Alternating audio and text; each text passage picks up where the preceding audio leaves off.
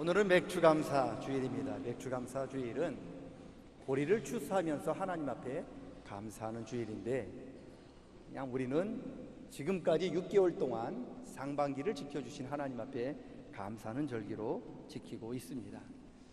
우리나라도 지켜야 할 큰 명절이 있잖아요. 설날도 있고 추석도 있고 지켜야 할 명절이 있는 것처럼 이스라엘에게도 이렇게 지켜야 할 명절이 3개가 있어요. 이스라엘 백성들을 하나님께서 이스라엘 백성들에게, 특별히 남자들에게 꼭 지켜라, 반드시 지켜라, 이 3가지 절기를 지켜라 말씀했는데, 첫 번째가 우리가 잘 아는 유월절을 지켜야 돼요. 그리고 2번째가 오늘 맥추절을 지키라, 3번째가 장막절을 지켜라 말씀합니다. 유월절 우리가 잘 알고 있지 않습니까? 400년 동안 애굽에서 종살이 했던 이스라엘 백성들을 하나님께서 구원하신 날을 기념하는 절기가 유월절이죠. 장막절, 이스라엘 백성들 애굽에서 나와서 40년 동안 광야 생활을 했는데, 그 40년 동안 하나님께서 광야 생활할 때 지켜주신 것을 기념하는 절기죠. 그래서 장막절을 맞이하면 이스라엘 백성들이 집에서 앉아요. 밖에다가 텐트를 치고 초막을 짓고 거기서 일주일 동안 거하면서 하나님께 감사하는 절기입니다. 그리고 맥추절, 보리 추수하는 절기, 이것이 이제 이스라엘의 추수감사 주일입니다. 성경에 보면 이 맥추절을 가지고 초실절이라고 부르기도 하고, 때로는 칠칠절이라고도 부르기도 하고, 어쩌다가는 오순절, 우리가 잘 아는 오순절이라고 부르기도 합니다. 이름이 다양합니다. 왜 그러냐? 이스라엘은요, 우리 제주 땅과 비슷한 것 같은데 벼농사가 안 됩니다. 그래서 밀이랑 보리랑 보통 추수를 하게 되는데, 이스라엘에서 보통 보리가 밀보다 한 달 먼저 일찍 자랍니다. 그래서 제일 먼저 추수하는 게 보리입니다. 보리를 추수하는 시기가 언제냐? 6월절이에요. 그래서 여러분 15절 말씀 보면 안식일 이튿날 곧 그렇게 이야기하고 있는데, 그 안식일이 언제냐? 6월절 그 지난 안식일 다음 날부터 이제 보리 추수가 시작이 됩니다. 어떻게 시작을 하느냐? 그냥 막 베는 게 아니고요, 그 동네 어른들 그리고 그 동네 장로들이 먼저 보리를 뱁니다. 제일 먼저 백성들을 대표해서 그 지역의 유지들이 보리를 베요. 그리고 보리벤 첫 그 과실을, 그 단을 하나님 앞에 가지고 와서 하나님 앞에, 하나님 이게 우리에게 금년해 주신 첫 열매입니다 하면서 그 첫 소산을 드리는 거죠. 그래서 첫 열매를 드린다 해서 초실절이에요. 초실절이라고 부르는 겁니다. 장로님들이 보리를 위해서 하나님께 드린 다음부터, 그 다음 날부터 이스라엘 백성들이 이제 본격적으로 보리와 밀을 추수하기 시작합니다. 얼마 동안 하느냐? 보통 추수 기간이 7주일을 합니다. 7일 동안 7주일, 49일을 보통 추수 기간을 둬요. 그래서 7주일 동안 보리와 밀을 추수한다고 해서 77절이라고 불러요. 77절. 쉽죠? 그러니까 49일 동안, 7주일 동안 이제 보리 추수를 하고 밀 추수를 다 합니다. 그리고 나서 그 다음 날 49일 다음에 그 다음 날 50일째 되는 날 자기들이 추수한 것을 가져다가 이제 하나님 금년에 우리에게 이 양식을 주셨습니다, 감사합니다라고 예배를 드리는데, 그게 바로 50일째 드리는 감사 예배라고 불러서 오순절이라고 불러요. 그러니까 초실절이든 칠칠절이든 오순절이든 다 같은 말이에요. 맥주감사, 하나님 앞에 첫 열매를 드리는, 그 첫 열매가 보리였기 때문에 맥추절이라고 부르게 되는 겁니다. 우리나라는 벼농사를 하기 때문에 보통 가을에 우리가 추수감사 예배를 드리고 있습니다만, 왜 여전히 우리가 맥추절을 지키고 있느냐? 여러분, 선교사들이 140년 전에 이 땅 우리나라에 들어왔을 때 우리나라 굉장히 힘들었거든요. 굉장히 가난한 나라였단 말이죠. 저는 경험해보지 못했는데 우리 아버지 세대, 지금 연배가 60 넘으신 70 되신 어르신들은 그 입에 보릿고개라고 하는 이야기를 다 알고 계시잖아요. 여러분, 너무너무 힘들어서 보리 추수할 때까지 먹을 것이 없어서 수없이 많은 사람이 굶어 죽었고 수없이 많은 사람들이 고통받아야 하는 이 보리추수, 보릿고개. 보리를 추수하면서 그 기쁨을 느꼈던 이 보릿고개가 이 보리 추수하는 것이 바로 이스라엘 맥주절과 비슷해요. 그래서 우리나라도 그때부터 이렇게 맥주절을 지키고 있습니다만 문제는 요즘 농사 짓는 사람들이 갈수록 적어지고 있고 보리 농사 짓는 사람들은 더 없습니다. 찾아보기 힘듭니다. 그래서 지금 맥주절의 의미가 점점 사라지고 있는데 여러분, 그럼에도 불구하고 우리가 맥주절을 기억해야 하는 이유가 세 가지가 있는 거죠. 첫째는요, 맥주감사절은요, 하나님께서 저와 여러분에게 일용할 양식, 보리, 먹을 것을 주신 절기이기 때문이기도 하지만 또 한 가지 중요한 것은 하나님께서 일용할 양식뿐만이 아니라 우리 영혼을 위하여 하나님의 말씀을 주신 날이기 때문에 이스라엘 백성들이 애굽에서 유월절을 지켰잖아요. 그래서 애굽을 빠져나온 후에 50일 동안 그들이 40일 동안 걸어서 도착한 곳이 신의 산입니다. 거기서 오순절을 지켜요. 오순절에 어떤 일이 벌어지느냐? 하나님께서 신의 산에서 모세를 부르셔요. 모세야, 올라오라. 모세가 하나님 말씀 듣고 40일 동안 신의 산에서 금식하면서 받았던 것이 우리가 잘 아는 하나님의 말씀이죠. 오순절이 어떤 날이냐? 하나님께서 저와 여러분에게 먹을 양식 보리만 주신 날이 아니라 우리의 영혼을 살리기 위하여 모세를 통하여 하나님 말씀을 주신 날이기도 한 겁니다. 그래서 맥주절이 중요해요. 이 날은 추수할 것 주셔서 감사한 날이기도 하지만 우리의 영혼을 위하여 하나님 말씀을 주신 날이기 때문에 감사하는 절기입니다. 세상 사람들은 이야기합니다. 하나님 말씀 없어도 떡만 있으면 얼마든지 잘 살 수 있다.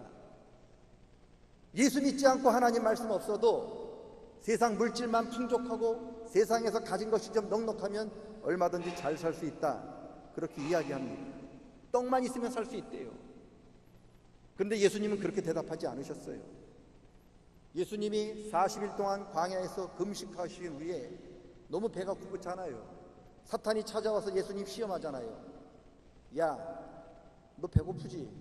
돌로 떡 만들어 먹어. 그렇게 유혹할 때 예수님이 뭐라고 대답하셨는지 아세요? 사람은 떡만 먹고 사는 게 아니야. 하나님의 말씀을 먹어야 산다.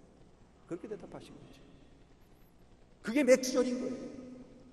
하나님이 우리에게 떡만 주신 날이 아닙니다. 하나님 양식 주셔서 감사하고 보리 주셔서 감사하고 일용할 양식 주셔서 감사합니다. 물론 감사하죠.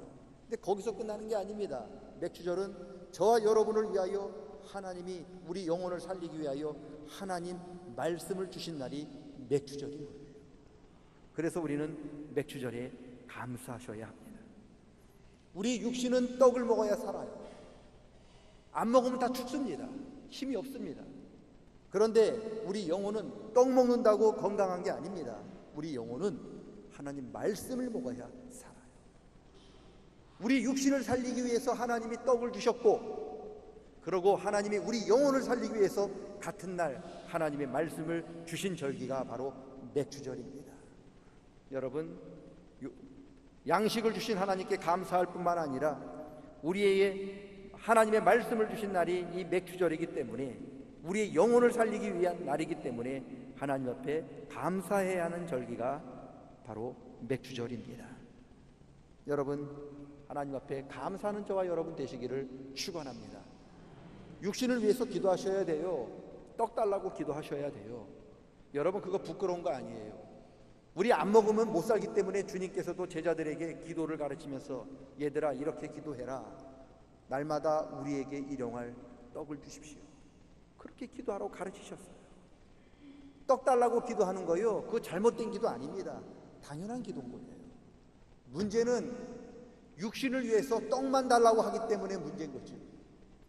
하나님, 육신을 위해서 우리에게 떡을 줄 뿐 아니라 하나님, 우리 영혼을 소생시키기 위하여 하나님 말씀도 아울러 같이 주시옵소서라고 기도할 때 우리의 육도 건강해지고 우리의 영혼도 살아가게 될 줄로 믿습니다. 그게 맥주절인 거예요.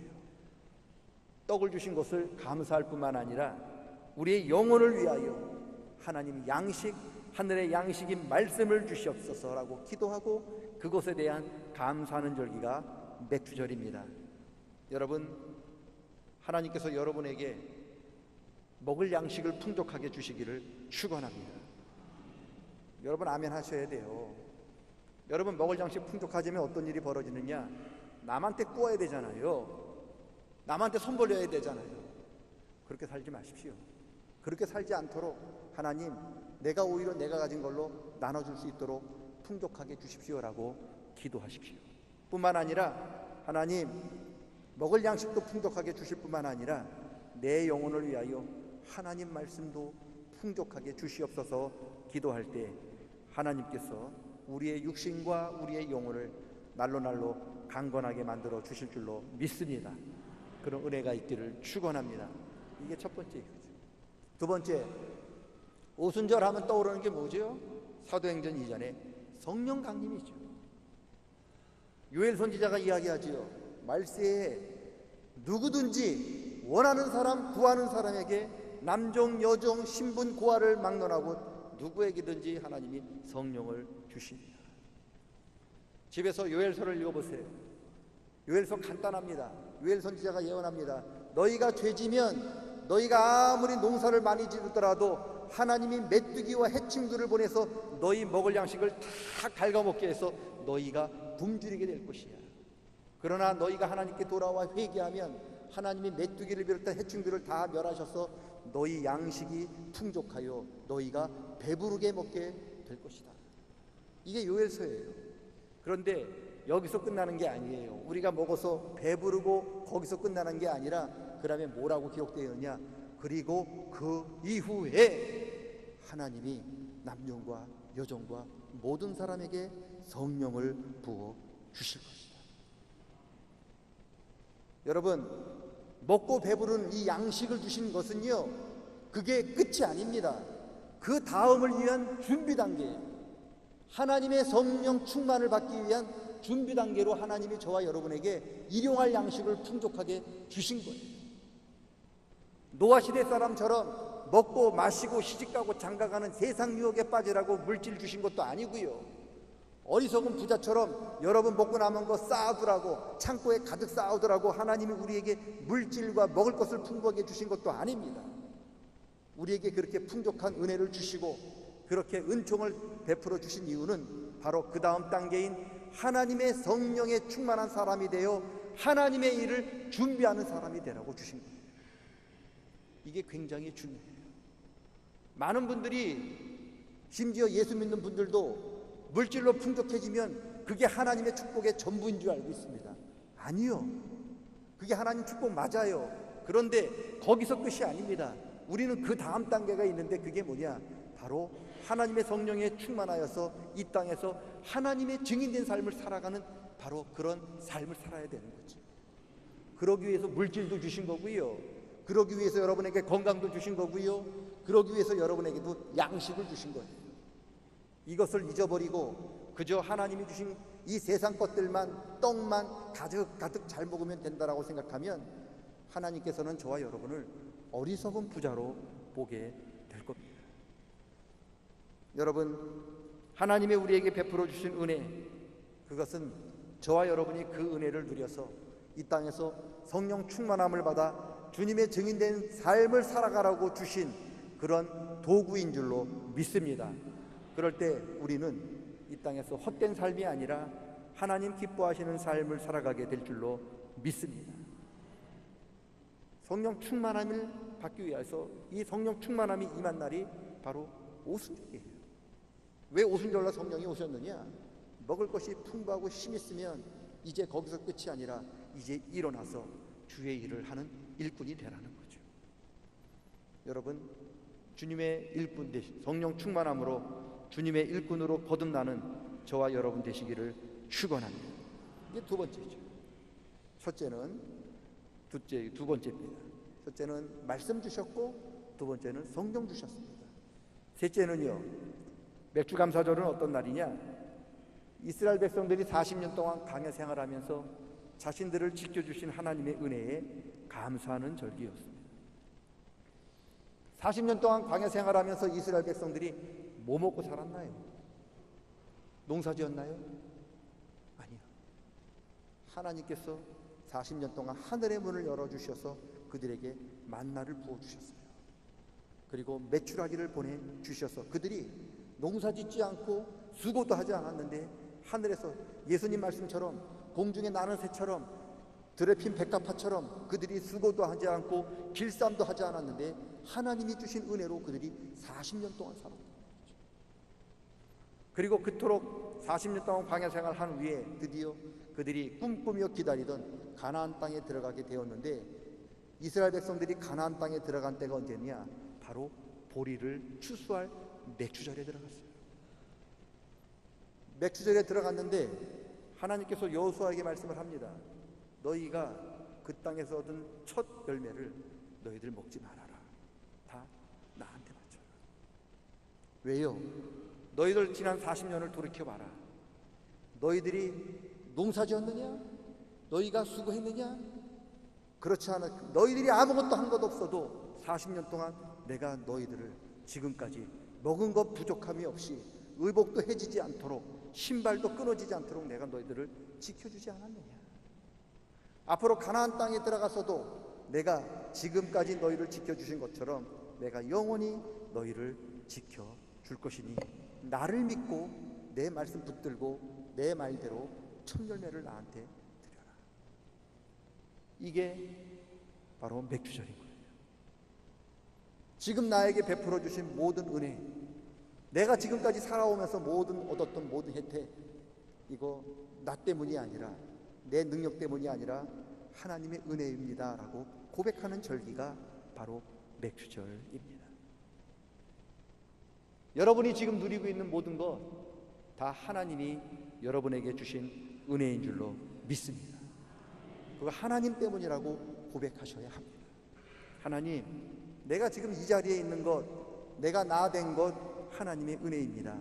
감사합니다라고 고백하는 절기가 바로 맥주절입니다. 그런데 문제는요, 이스라엘 백성들이요 그렇게 안 살았어요. 신명기 8장에 보면요 하나님이 경고를 해요. 이스라엘 백성들이 가나안 땅에 들어가서 보리가 풍족하고 밀이 풍족하여 먹을 것이 풍족하면 그들이 배가 불러 곧 나를 잊고 우상을 따르게 될 것이다. 내가 그들에게 큰 은혜를 베풀어 주었지만 그들이 내가 베풀어 주신 은혜를 잊어버리고 나한테 감사하기보다는 이 모든 것이 다 자신이 한 일이고 자신의 소행이라고 자랑하면서 나를 버리고 우상을 따라가게 될 것이라고 이야기를 합니다. 경고합니다. 그런데 그 신명기 8장의 경고처럼 구약 성경을 읽어보면 이스라엘 백성들이요 가나안 땅에 들어가서 하나님의 은혜로 그들이 풍족한 삶을 누리게 될 때 정말로 하나님을 잊어버렸어요. 집에 가서 사사기, 사무엘상하, 열왕기상하, 역대기상하, 에스라, 느헤미야서를 읽어보세요. 이스라엘 백성들이요 하나님 앞에 불순종하는 삶을 살았던 거예요. 왜요? 배부르니까, 먹어서 넉넉하니까 그들이 이게 다 나 때문이지, 내가 잘나서 그런 거지라고 하면서 하나님을 잊어버렸다는 거예요. 그런 삶을 살았다. 여러분, 추수감 맥주감사절은 지금 저와 여러분이 누리는 모든 그런 것들이 하나님이 나에게 주신 은혜임을 고백하면서 하나님 앞에 감사하는 절기입니다. 하나님 앞에 저와 여러분이 주신 모든 것에 대해서 감사할 수 있기를 축원합니다. 뿐만 아니라 이런 육적인 혜택도 감사하지만 더 감사한 것은 하나님이 내 영혼 살리기 위하여 나한테 생명의 말씀을 주셨음을 깨닫고 이제는 말씀 붙들고 살아가리라 다짐하는 절기가 맥주감사절입니다. 말씀 붙들고 앞을 향해 나아가는 저와 여러분 되시기를 축원합니다. 뿐만 아니라 하나님 저에게 성령 주시면 내가 권능을 받아서 이 땅에서 주님의 증인된 삶을 살아가겠습니다라고 고백하며 하나님의 일꾼으로 거듭나겠습니다 고백하는 절기가 맥주감사입니다. 주님의 능력으로, 성령의 능력으로 하나님의 일꾼으로 거듭나는 저와 여러분 되시기를 축원합니다. 말씀 주셨죠?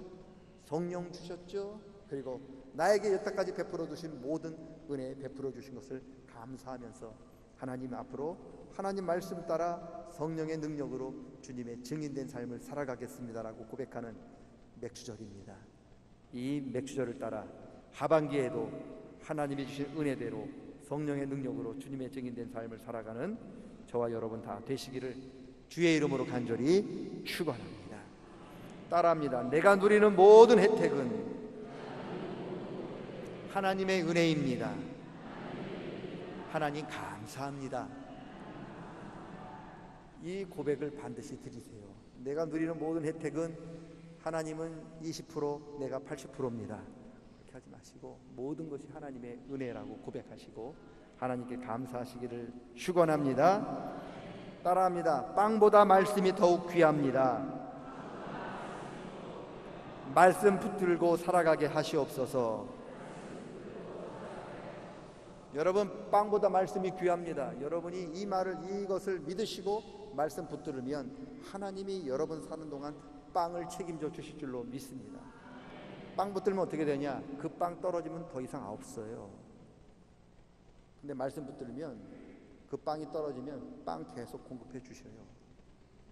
하늘문을 여서라도. 근데 빵 잡으면, 말씀 붙들지 않고 빵 잡으면 그 빵이 마지막 빵이에요. 말씀 붙들고 살아갈 수 있기를 축복합니다. 마지막입니다. 성령의 충만함으로 주님의 증인으로 살겠습니다. 성령 충만하셔서 여러분 자랑하는 일꾼이 아닌 주님을 자랑하는 주님의 증인 되시기를 주의 이름으로 축복합니다. 하나님 아버지, 우리가 누리는 모든 것들 다 하나님의 은혜입니다. 하나님 감사합니다. 감사합니다. 만입을 가지고도 주님께 감사하여도 다 모자람을 고백하오니 주여 영광받아 주시옵소서. 사람은 떡으로 사는 것이 아니라 하나님 말씀으로 산다고 말씀하였사오니 주님, 빵보다 말씀의 귀함을 알고 먼저 하나님 나라와 의를 구하며 살아가는 저희들 되게 도와 주시옵소서. 그럴 때 이 모든 것, 우리가 먹는 것, 마시는 것, 입는 것, 모든 것 주님이 더하심을 체험하는 우리 성도들 되게 도와 주시옵소서. 우리 성도들 한 사람 한 사람에게 성령 충만함을 부어주시사 우리 성도들 한 사람 한 사람이 이 땅에서 주님의 증인으로 살아가기에 부족함이 없도록 주여 붙잡아 주시옵소서. 감사드리며 예수님의 이름으로 기도드리옵나이다. 아멘. 다 같이 일어서셔